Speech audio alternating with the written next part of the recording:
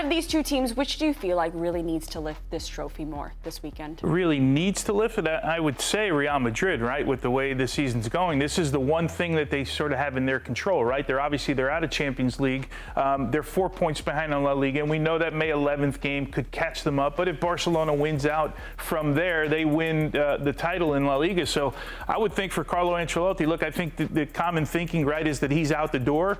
It would be terrible on his last year at the club to walk out the door with no trophies. Yeah. And Nico, do you feel like Real Madrid is the one that will want to walk away with it more?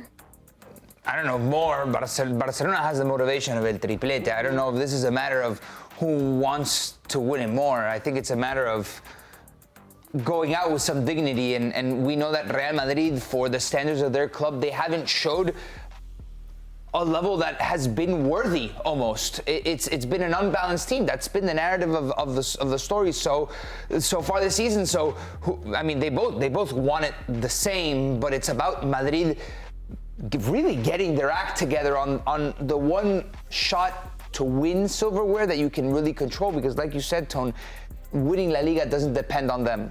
Mm-hmm. Well, let's take a look at how these two teams will match up against each other. Nico, let's start with how Barcelona will look. Yeah, I don't think there's too many doubts here, to be honest, because this is your back line that you have available to you. Obviously, Gerard Martin in for the injured Alejandro Balde. And then in the midfield, sure, there are some questions of where does Gavi play into all of this, but when you have Dani Olmo fit, you're going to go with De Jong and Pedri. For me, this guy's everything. Pedri has grown and blossomed. Not that he was bad before, but he has really taken a next level. Personally, in my eyes, and this might sound crazy, but he's no worse than Rodri from last year.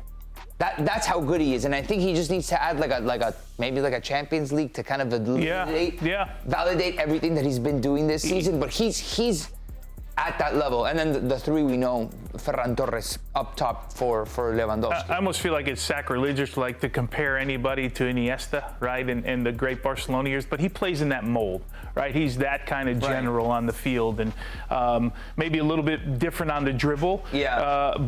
But he's the kind of guy that demands sort of that number of players around him, right, where you got to respect where he is on the field all the time. I constantly ask myself, who is he more alike to? Is it Iniesta? Is it Xavi? And most of the time I see Iniesta. There's a lot of the times though that in Pedri I see Xavi, and on top of that he has this defensive aspect, this recovery aspect, especially this season, that I never saw in Pedri or Xavi, right? In Iniesta or Xavi. So it's just, I want to make a note on how incredible. Yeah. Walk us through this Real Madrid. Yeah, Real Madrid, Claudia, is where there's some question marks. Nico talked about the injuries at left back, at center back, but of course the conversation is about what happens on the right side of the field. Doesn't look like Rodrigo, according to some reports, is going to be in the lineup. We've seen a 4-4-2 over the last two games, Getafe and Athletic Club, for Carlo Ancelotti, and that's probably now you're going to have to fit Mbappe into the lineup with Vini Jr. Let's talk more about this one guy, Kylian Mbappe, because this guy, we really want to see him continue to shine, and he has been out for the past two games, so it's still a bit up in the air whether or not he will play this weekend. But if he does, that does lead us to our Geico switch and save and get more. How can Carlo Ancelotti get more out of Kylian Mbappe? Because when you look at how he's been the last 5 matches, he's only registered 6 shots, and that's amounted to 6 goals, and he's also had 0 assists. There's no explain. The team's in poor form. That's where they're at right now. We can pin it on Kylian Mbappe. We can pin it on Vini Jr. We can pin it on anybody else. They're just in bad form. And a lot of this credit to Arsenal over 2 games for shutting him down, shutting Vini Jr. down. But this guy was brought here to win things, right? This guy, arguably the best player in the world right now. The guy that we're going to lean on for the next, 5-10 years when we're talking about Ballon d'Ors and winning things. This is the guy that it's expected to do it, and he hasn't gotten it done. But the numbers don't look bad. Yesterday, I think it was 33 goals in 50 total matches. So the numbers don't look bad at the end of the season. But of course, you're wearing that crest right there. And there's only a couple of numbers that matter. Champions League, La Liga trophies, and occasionally a Copa del Rey. That's it. Yeah, listen, I go back to a quote from Carlo Ancelotti, I think it was before the Atletico Madrid series, that he said, if you don't run, you better be a difference maker. And if you're not a difference maker, you better freaking run. And Mbappe, Vinícius, Rodrigo, they're not running and they're not being difference makers, which is a huge issue for Real Madrid, and I think pointed them towards the exit in Champions League football in the next phase against Arsenal. But that's been a problem, the effort. And then stepping up to that moment. And, you know, for Real Madrid, that's what it's about. Like, the numbers can be great, but if you don't score against Barcelona after having lost 4-0 and then losing in the Supercopa a couple months later and then crashing out, losing it's just such a bad look despite the incredible numbers for a guy like Kylian Mbappe. Or we were asked the question, who needs this game more?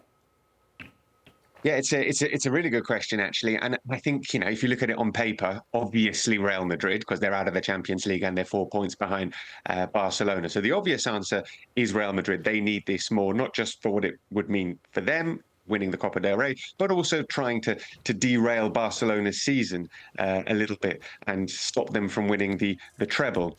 But Barcelona need this as well, because they don't want to be derailed. Imagine they lose on Saturday and the mentality changes going into the final few games of the season. They're only 4 points ahead of Real Madrid. They've got that Clásico coming up on the 11th of May in the league as well. A victory for Real Madrid could destabilize Barcelona mentally, not just give Real Madrid the Copa del Rey, but also give them momentum and a real boost in La Liga as well. So sure, the simple answer is, yeah, Real Madrid need this more, but Barcelona really need this win as well, not just to win the cup, but to make sure that they can go on and win in La Liga and win in the Champions League and keep the momentum going, because they don't want to slip up. Phil, understanding the media landscape in Spain, how much do you think the narrative will shift onto Barcelona almost in a negative light if they are to lose this final heading into these Champions League games? Yeah, I think there will be questions asked, and obviously it's not really fair, is it? Because the unbelievable job that Hansi Flick has done in his first season with exactly the same squad as Xavi Hernandez had last season, pretty much, give or take one player, is really sensational, and it shouldn't be undermined by what happens or doesn't happen tomorrow in the Estadio de la Cartuja. But that is the nature of the unforgiving Spanish press, and particularly the local-based press. It's pretty vicious. So yeah, there's a lot riding on this for Hansi Flick. Not just the cup, obviously. It's the league, the Champions League, and the Copa del Rey. That's the treble that they're going for. And of those three, the Copa del Rey is the least important. But I would say that it is very important for what it could mean in the next few weeks as well for Barcelona. And nobody expected this. Genuinely, nobody expected this here in Spain, for Barcelona to be this good this season. When Real Madrid won the Champions League and the league, and then signed the world's best player, probably in Kylian Mbappe, we were genuinely thinking here, this could be the start of, domestic dominance for Real Madrid. And hey, look, they might still win the double this season. That might still happen. But the way that Barcelona have competed this season, it's taken a lot of us by surprise here. On the flip side of that, Phil, what if Barcelona do get this win over Real Madrid? What will the narrative be there against them?